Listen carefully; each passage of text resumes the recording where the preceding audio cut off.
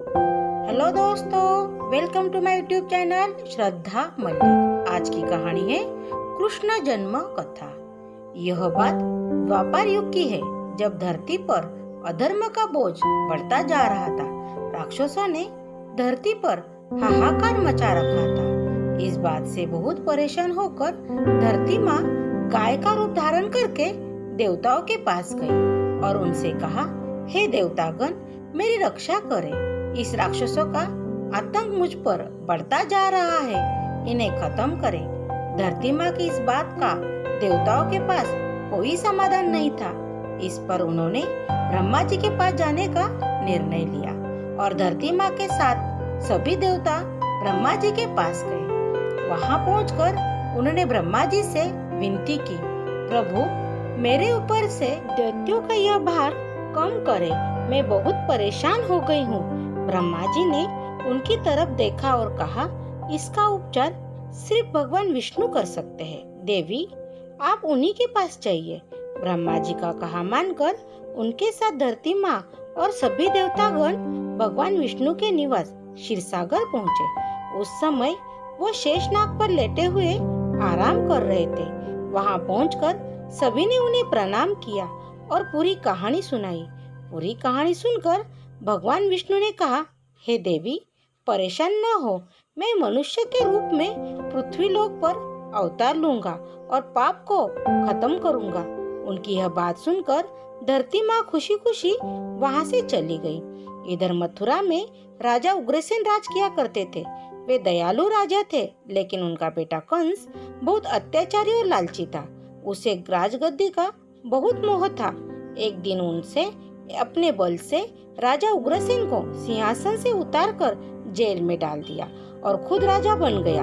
लेकिन कंस अपनी बहन देवकी से बहुत प्यार करता था। एक दिन देवकी की शादी राजा शूरसेन के पुत्र वासुदेव के साथ हुई।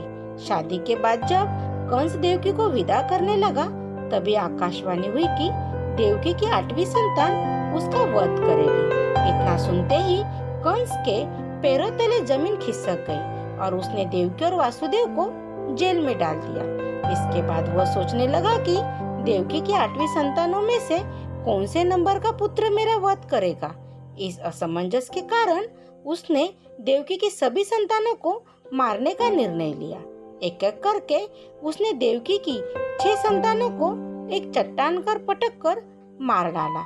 भगवान विष्णु की योजना के अनुसार शेषनाग देवकी की 7वीं संतान के रूप में जन्म लेने वाले थे। जब देवकी 7वीं संतान से गर्भवती थी, तो देवताओं और भगवान ने तरकीब से उनका गर्भपात करवा दिया। साथ ही उस संतान को वासुदेव की पहली पत्नी रोहिणी के गर्भ में पहुंचा दिया गया था।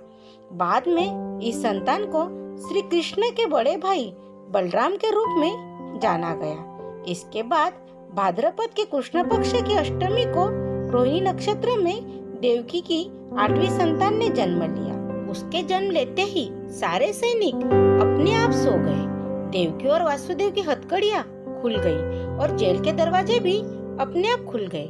उन दोनों को कुछ समझ में नहीं आ रहा था और तभी आकाशवाणी हुई कि इस पुत्र को गोकुल के नंद बाबा के यहाँ छोड़ाओ।